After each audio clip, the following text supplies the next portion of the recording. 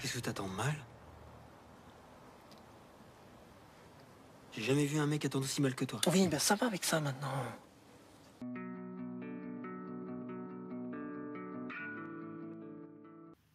Qu'est-ce que l'attente au cinéma?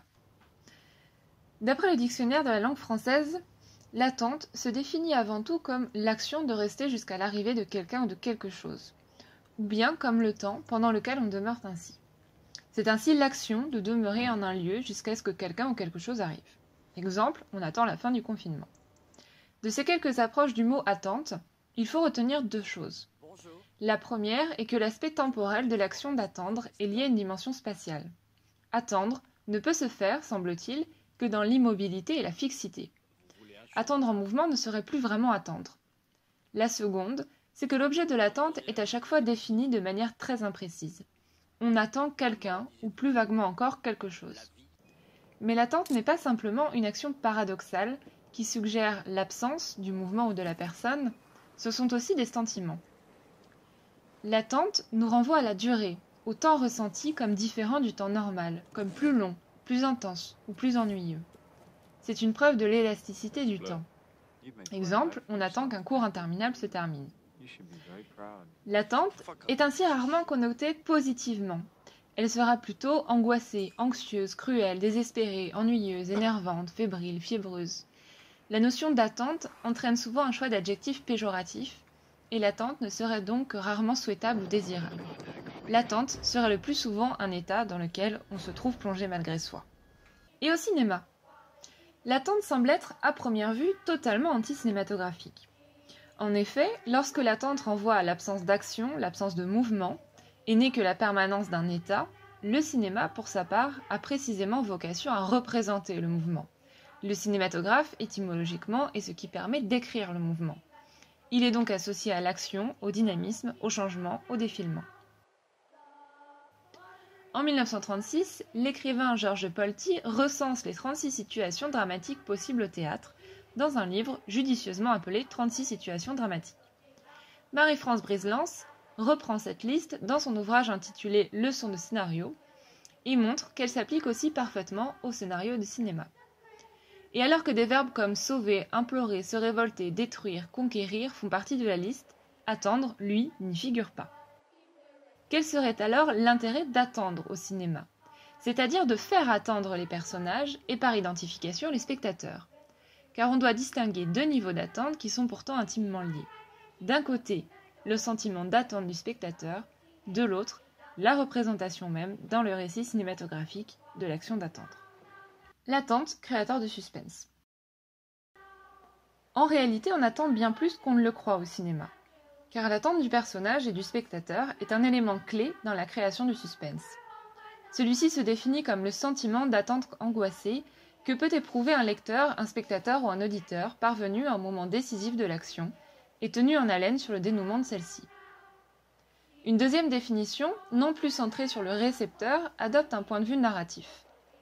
Le suspense serait le procédé dramatique utilisé par un cinéaste ou un auteur pour tenir en haleine le lecteur, spectateur ou auditeur. Alors qu'on pouvait la penser fondamentalement anti-cinématographique, l'attente devient ainsi un élément central d'un procédé dramatique très utilisé au cinéma.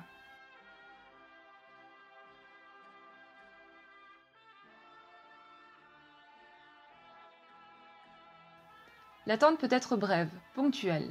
Montrer les personnages eux-mêmes en train d'attendre avant un événement important peut renforcer la tension dramatique et susciter chez le spectateur diverses émotions liées au stress, voire à l'angoisse.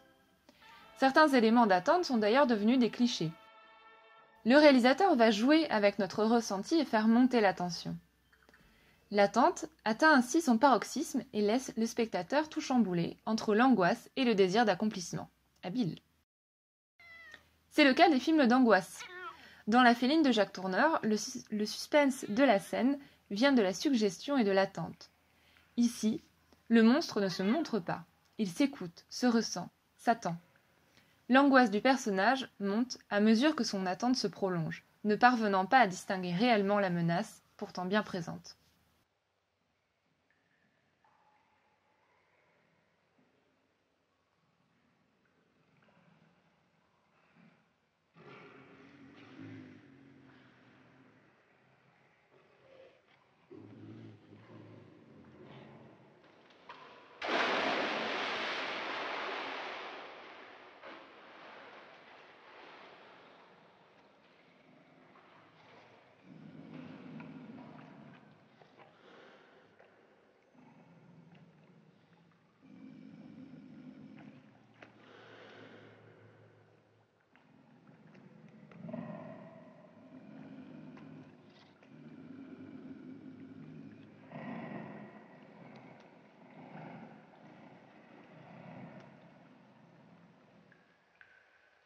Les films d'action utilisent également ce procédé de mise en attente du personnage et du spectateur.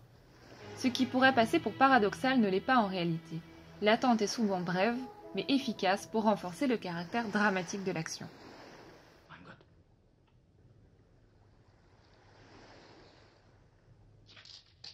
L'attente, une activité propre au spectateur. Certains personnages passent littéralement le film à attendre. C'est le cas du personnage principal de Fenêtre sur cour, qui devient voyeur et s'improvise détective par désœuvrement. La scène de suspense que nous avons étudiée ensemble joue justement sur l'attente et l'impuissance du personnage. Elle renvoie également à l'immobilité et à la fixité du spectateur. Faire attendre le personnage est donc une manière pour Hitchcock d'instaurer une tension croissante, de manier le suspense et de nous renvoyer à notre propre expérience de spectateur, donc de réfléchir au cinéma lui-même.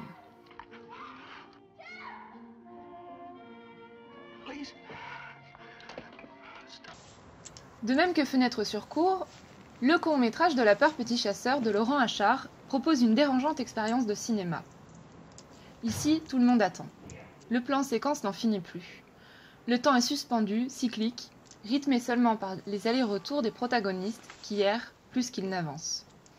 Le climax de la scène, porté par le crescendo sonore et le hors-champ, nous laisse apercevoir toute la détresse de l'enfant.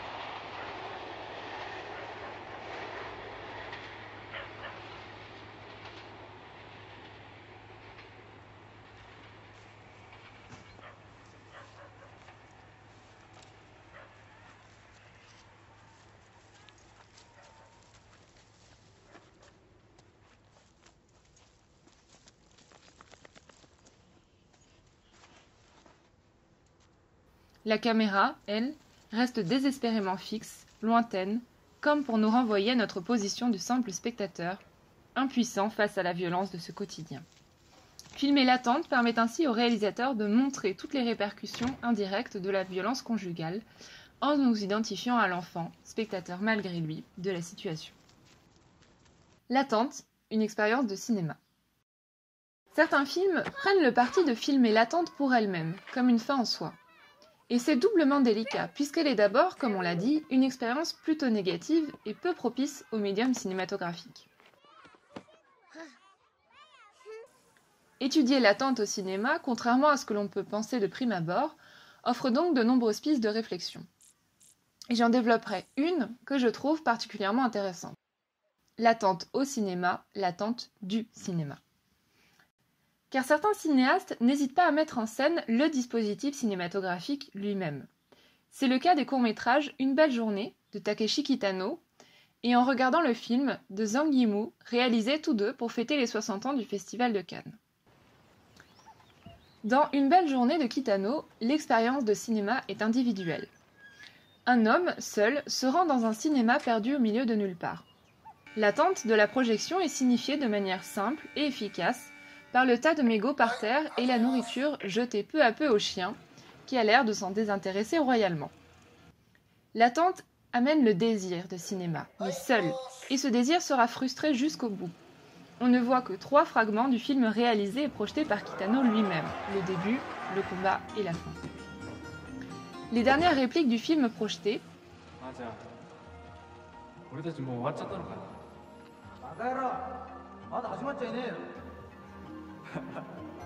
fonctionnent comme une mise en abîme.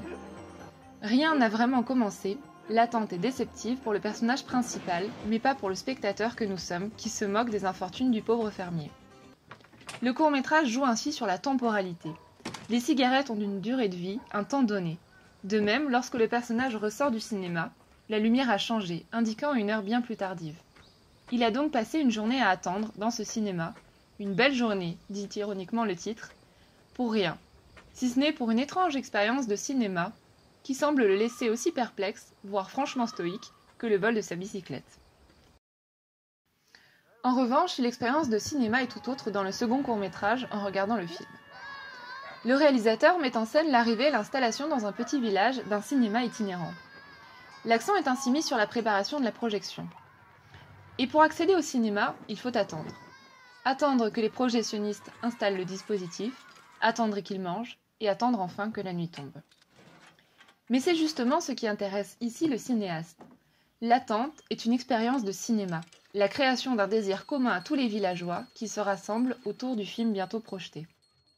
Les nombreux plans signifiant l'attente, l'arbre, la discussion, les jambes des enfants qui se balancent, sont autant de plans qui réunissent le spectateur et le dispositif. La mise en abîme se fait d'ailleurs plus subtile lorsque les projectionnistes mangent, créant ainsi un spectacle d'ombres chinoises, lointain ancêtre du cinéma. Tout le monde, enfin, est assis, à ne faire qu'attendre. Le cinéma réunit les enfants et les adultes par le simple fait d'être là. Se crée une véritable communion entre les spectateurs dans le frisson de l'attente. Puis le film commence, et comme pour nous signifier que l'essentiel n'est peut-être pas là, le protagoniste s'endort. Car l'essentiel est bien l'attente. Le partage de la salle de cinéma est le partage d'une attente, donc d'un désir. Suis-je amoureux ? Demande Roland Barthes. Oui, puisque je l'attends. C'est donc de l'attente que découle cette communion, cette expérience collective qu'est le cinéma.